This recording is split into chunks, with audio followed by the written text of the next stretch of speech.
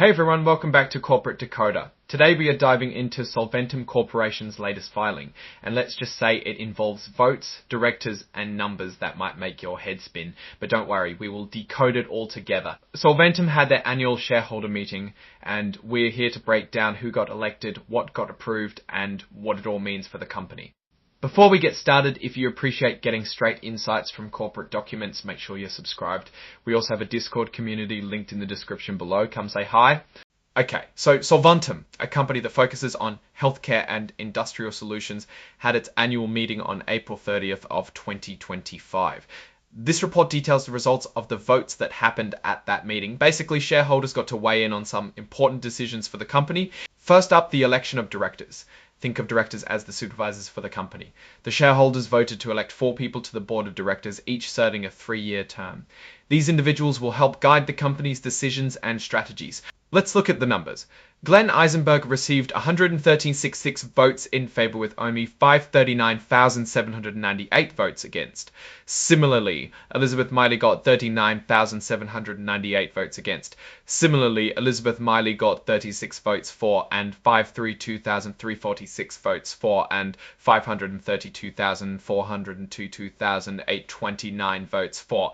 And Amy Wendell had 135,548,426 votes for and Fabi 22,826 votes for and 542,345 on 548,432,009 and received 143,000 for and 422,400 and 42,822,004 fund and 522,004 fund 22,548,548,548,003 40,000 half. Next, there was a vote on executive compensation. This is where shareholders get to give their opinion on how much the top executives are paid. It's like a report card on the company's leadership pay structure. The vote was advisory, meaning it wasn't binding, but it gives the board a sense of what shareholders think. Here, 117,421,361 votes were in favour of the executive compensation packages, while 47,490 voted executive compensation.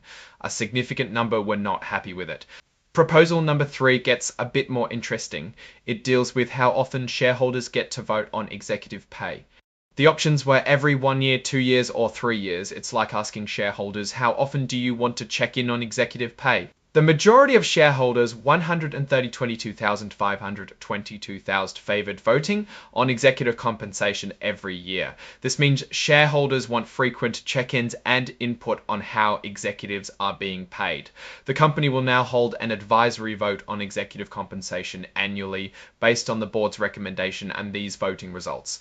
Finally, the shareholders voted to ratify or approve the appointment of PricewaterhouseCoopers L as the company's independent accounting firm for the year. Basically, they're giving the thumbs up to the people who will be checking the company's financial books. This proposal received overwhelming support with 150,696,656 votes in favour and only 417,038 votes against.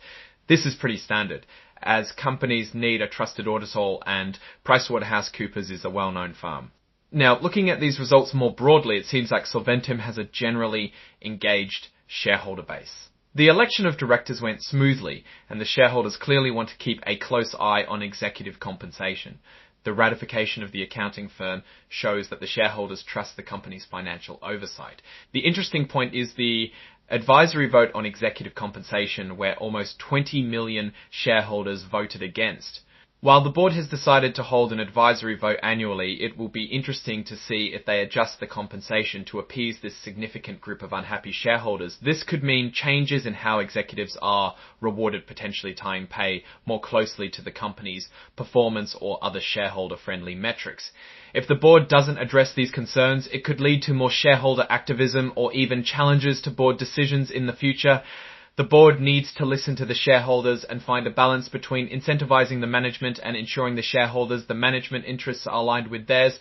Alright, that's our breakdown of Solventum's latest filing. What's your take on these numbers and what they signal for the company's future? Drop your thoughts in the comments. If this analysis was valuable, hitting that like button really helps, and subscribe for more deep dives. Don't forget to check out the Discord in the description.